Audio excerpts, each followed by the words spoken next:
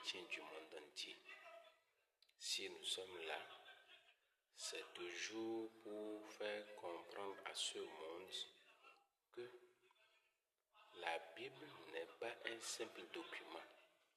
Et quand tout le monde dit ça, personne n'arrive pas à expliquer exactement pourquoi nous disons toujours que la Bible n'est pas un simple roman.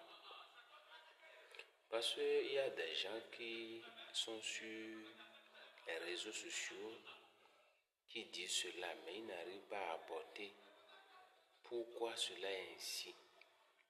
Je vais vous lire un verset dans la Bible qui montre que la Bible n'est pas composée comme on écrit les romans et etc. Nous allons lire quelque chose dans Matthieu 16, verset 17. Là, vous allez voir pourquoi nous disons la Bible n'est pas écrite comme les autres livres que nous connaissons. Matthieu 16, verset 17 nous dit: Jésus reprenant la parole et lui dit: Tu es heureux, Simon, fils de Jonas, car ce ne sont pas la chair et le sang qui t'ont révélé cela, mais c'est mon Père qui est dans les cieux. Vous avez vu ce verset? Je vais demander à tous ceux qui écrivent les romans ou d'autres documents à part leur nom, qu'est-ce qu'ils ont mis dedans? Et c'est une révélation. Quand on parle de révélation, c'est des choses qui sont cachées. C'est des choses qui sont cachées. Et avant de les retrouver, il faut avoir un esprit. Il faut avoir un esprit qui vient du Père. Ce n'est pas qui vient de l'écrivain, non, qui vient du Père. Donc, il y a des choses qui sont dans la Bible. Et si vous n'avez pas cet esprit, vous allez expliquer la Bible comme un roman. Et c'est ça qui se passe sur les réseaux sociaux. Quand nous prenons le cas de M. Gédéon de la Tchétchouva, lui explique la Bible, 1. sur la forme d'un roman, 2. avec sa propre connaissance, c'est-à-dire son vécu, son observation, alors que la Bible n'est pas composée sur l'observation de personne, mais la Bible est composée par l'inspiration du Créateur de tout. C'est pour cela que l'explication a besoin de cet esprit-là que nous venons d'appeler esprit de révélation. Maintenant, je vais profiter par ici pour m'adresser à Gédéon de la Tchétchouva une seule question. Ma question se trouve dans Genèse 1, du verset 2. Là, la Bible nous parle de ténèbres, parce que je vais lui montrer cela pour qu'il sache que la Bible ne devrait pas être expliquée à base de notre connaissance humaine, mais à base de la révélation. La Bible nous dit dans Genèse 1 du verset 2, la terre était informe et vide. Il y avait des ténèbres à la surface de l'abîme, et l'Esprit de Dieu se mouvait au-dessus des eaux.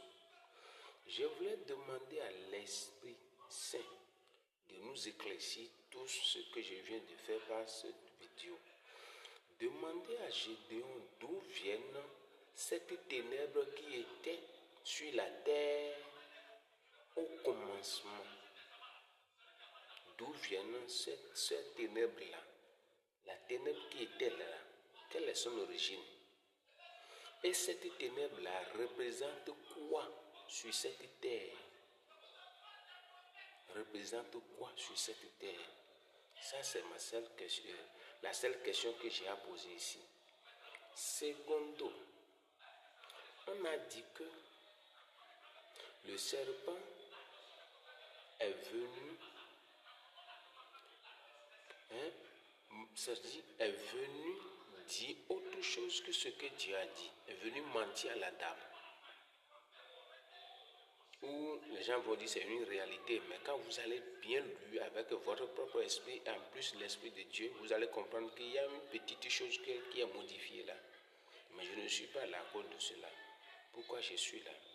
C'est pour montrer à ce monde que est-ce que la guerre qui s'est produite entre les chérubins et les séraphins, la terre était là avant cette guerre, ou cette guerre-là est faite avant la création de la terre?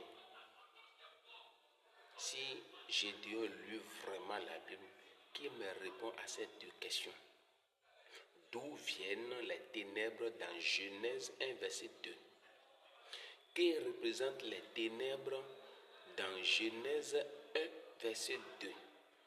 Maintenant, la terre a été préparée avant la guerre entre Lucifer et les chérubins, ou après cette guerre, la terre a été créée?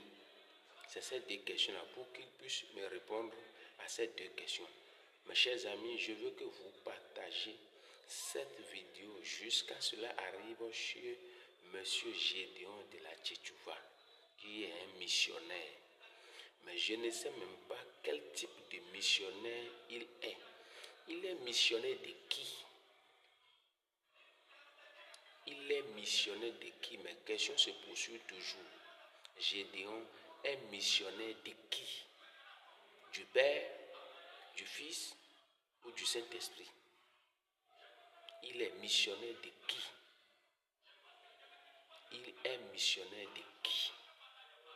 Parce que je l'apprécie, parce que c'est lui qui nous a fait voir tous ces gens de débat, oui.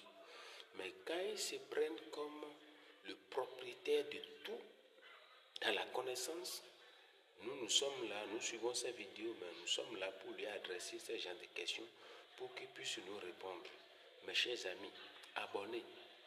Ce n'est pas parce que nous avons la majorité de la population que ce que nous disions est une réalité, non.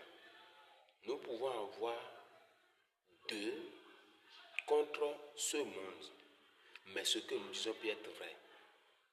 Donc je demande à tous ceux qui sont abonnés ou tous ceux qui ne sont pas abonnés d'abonner pour qu'on puisse dire la vérité concernant la Bible. Je vous dis, la Bible n'est pas un roman.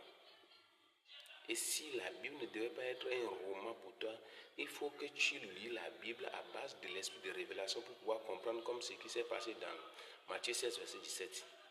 Que l'Esprit Saint nous encourage, que l'Esprit Saint nous aide à mieux comprendre. Tout est grâce. Moi, je ne suis ni évangéliste, ni missionnaire, ni tous les noms de la Bible. Mais je suis un simple disciple de Dieu. Je suis un simple disciple de l'Esprit Saint. Maintenant, pourquoi j'ai pris ce nom? Parce que je pense que tout le monde existait sur la terre avant l'arrivée de Jésus. Mais si tous ces noms-là existaient et n'ont pas pu accomplir cette mission, mais pourquoi Jésus-Christ est venu encore? Et si Jésus-Christ est venu après son départ, qu'est-ce qu'il a dit par rapport à ces gens de noms-là? Qui il a dit que c'est lui qui va le représenter? Si ce n'est que l'Esprit Saint, lisez bien la Bible, si ce n'est que l'Esprit Saint. Donc, moi je ne crois pas à tous ceux-là, mais toi qui me suives, prie dans ton lieu secret, demande l'Esprit Saint que Jésus-Christ a envoyé par le biais de son Père, que son Père a envoyé par Jésus-Christ entre les deux là. Demandez toujours l'Esprit Saint. C'est lui mon enseignant. C'est lui mon enseignant. Et c'est lui qui m'enseigne. Donc mes chers amis, demandez à l'Esprit Saint de vous aider à comprendre la Bible et laissez tous ceux qui sont autour de vous. Merci beaucoup, merci beaucoup, merci beaucoup. que l'Esprit Saint nous enseigne de plus. Merci, abonnez et abonnez encore. Que l'Éternel nous encourage, que l'Éternel nous bénisse. Merci beaucoup.